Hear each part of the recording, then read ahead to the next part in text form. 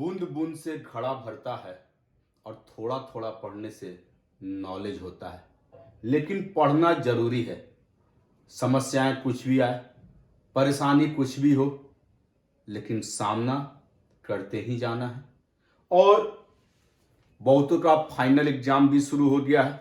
तुम लोग का डिमांड आया कि sir states of matter exam special बता दीजिए। पहले बता दे रहे ये एग्जाम स्पेशल है, यानी एग्जाम से रिलेटेड ऐसा क्या पढ़े जिससे पढ़े और फायदा हो जाए। सबसे पहले तो तुम लोग को धन्यवाद। तुम लोग के साथ देने से मेरा यूट्यूब चैनल जो है 1000 सब्सक्राइबर जो है हो गया है। अब इस स्टेट्स ऑफ मैटर में सबसे पहले डिफरेंट टाइप्स ऑफ फोर्सेस के बारे में पढ़ोगे। डिफरेंट टाइप्स ऑफ फोर्सेज में जैसे डिस्पर्सन फोर्स होता है, जिसका दूसरा नाम है लंदन फोर्स।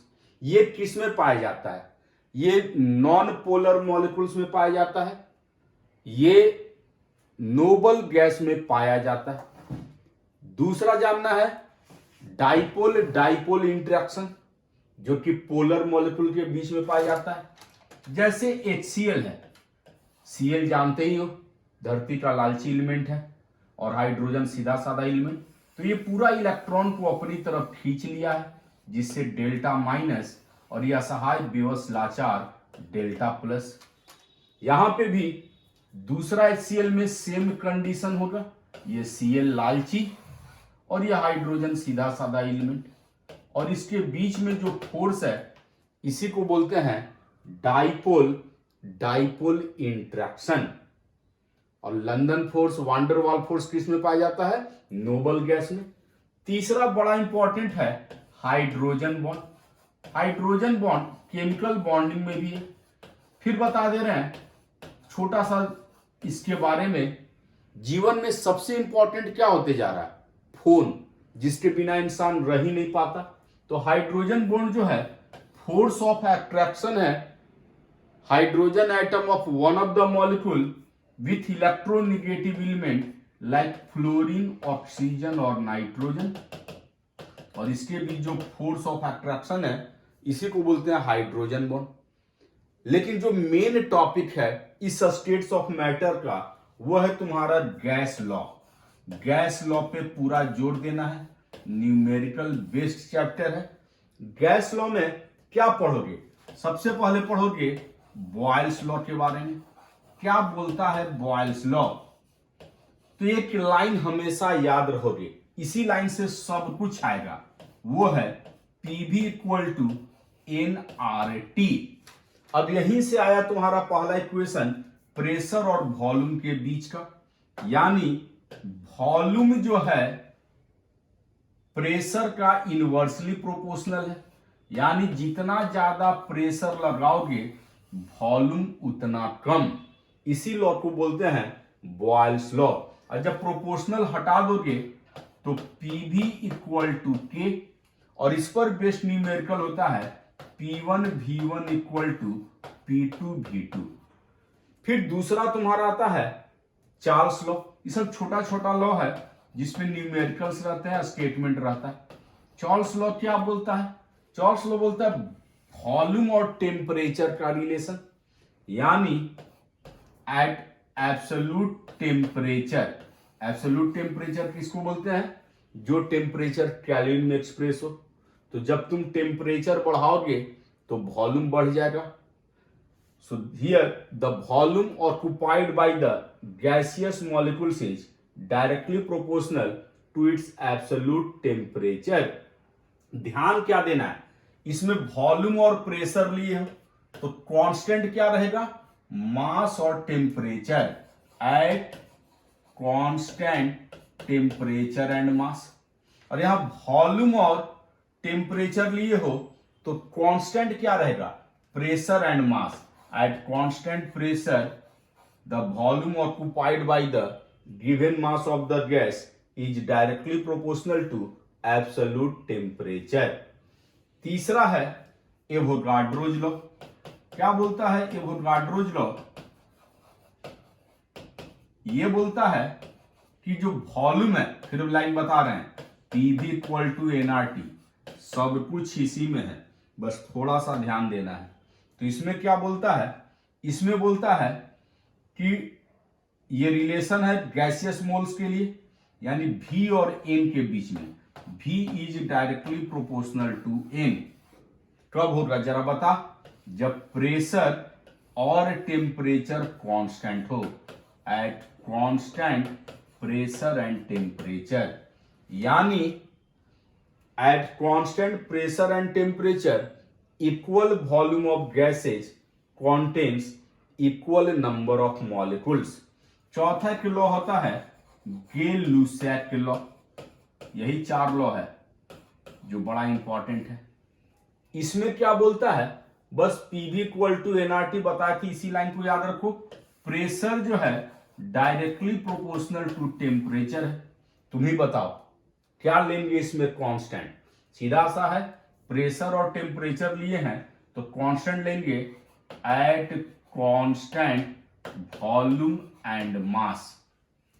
जब तुम चार्ल्स लॉ और बॉयल्स लॉ को जोड़ोगे, कौन सा लॉ, चार्ल्स लॉ और बॉयल्स लॉ को, तो तुम्हारा इक्वेशन आएगा P1V1/T1 इक्वल टू P2V2/T2।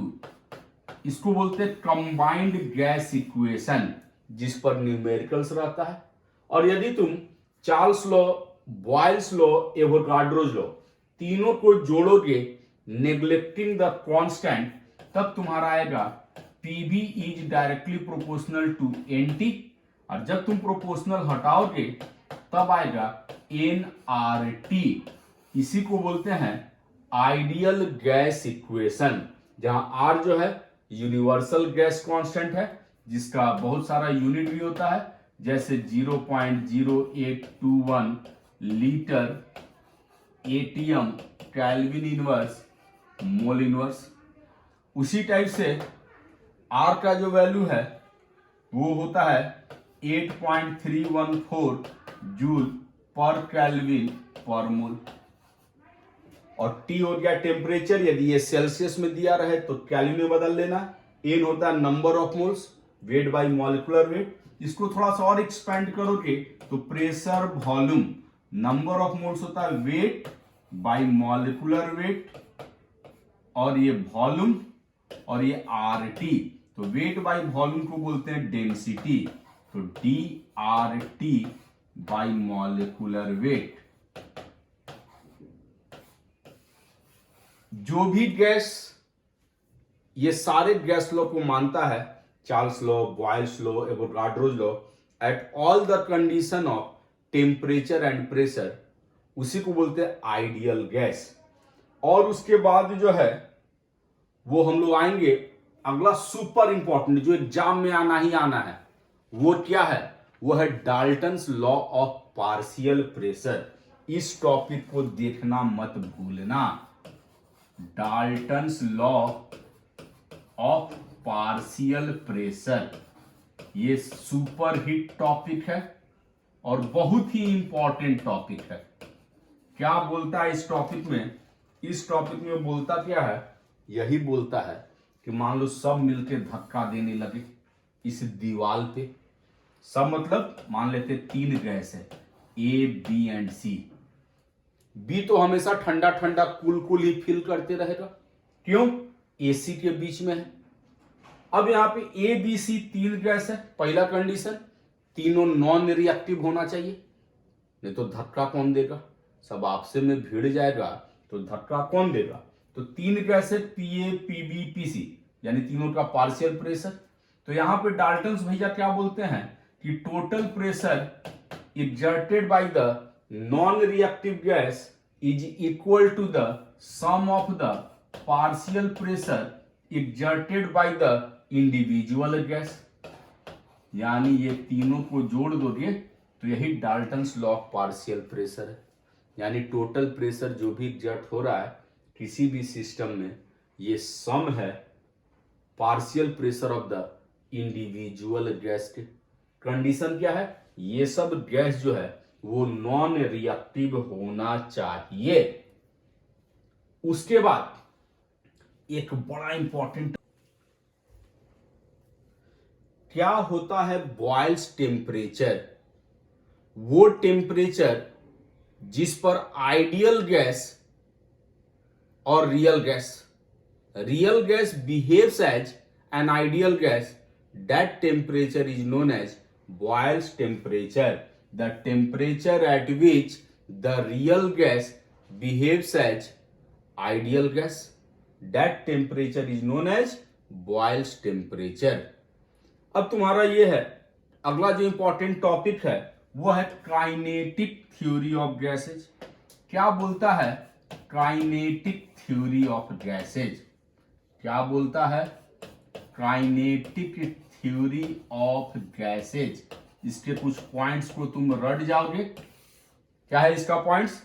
कि all gases are made up of tiny particles known as molecules. Gaseous molecules are spherical, point mass and have perfectly elastic character. Perfectly elastic character means loss of energy zero. दूसरा important point, the volume occupied by the single gaseous molecule is negligible as compare to the volume occupied by overall gas. मतलब जिस दिन तुम school नहीं गया उस दिन school छुट्टी नहीं हो जाएगा, मतलब तेरा वहां इंपॉर्टेंस जीरो है। सेम चीज है, the volume occupied by the single gaseous molecule is negligible as compare to the volume occupied by overall gas. तीसरा पॉइंट क्या बोलता है? ये बोलता है स्कूल में क्या होता है, न तेरे प्रति कुछ मोह माया है, न रिपल्सन है, न अट्रैक्शन है। गैसियस मॉलिक्यूल के बीच में भी वही है, there is no any force of attraction और repulsion between the gaseous molecules. और क्या बोलता है?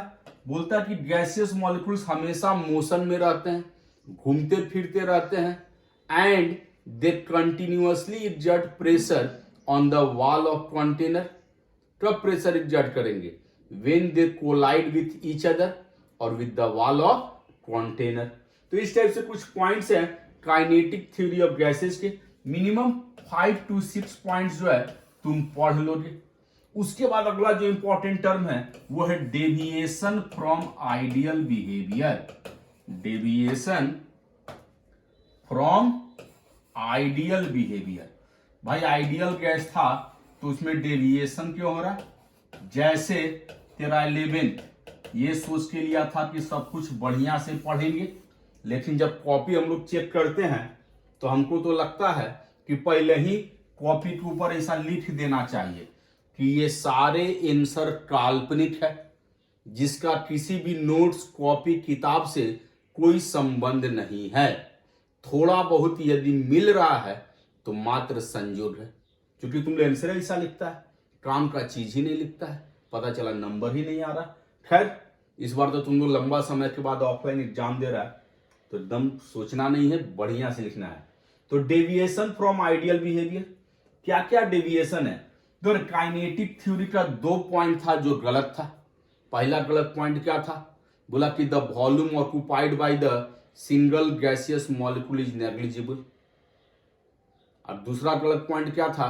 बोला there is no any force of attraction और repulsion between the gaseous molecules. तो सबसे पहले देखते हैं कि डेविएशन कहां था। तो एक तरफ यदि पी भी लो और एक तरफ यदि तुम प्रेशर लेता है तो ये ग्राफ ऐसा आएगा, यानी ये स्ट्रेट लाइन जो है ना, यही आइडियल का निशानी है। सब आइडियल गैस इसी को फॉलो करेगा, सारा गैस इसी रास्ते पे चलेगा, सब बचवा ऐसा ही आंसर लिखेगा। लेकिन ओरिजिनलिटी में क्या है?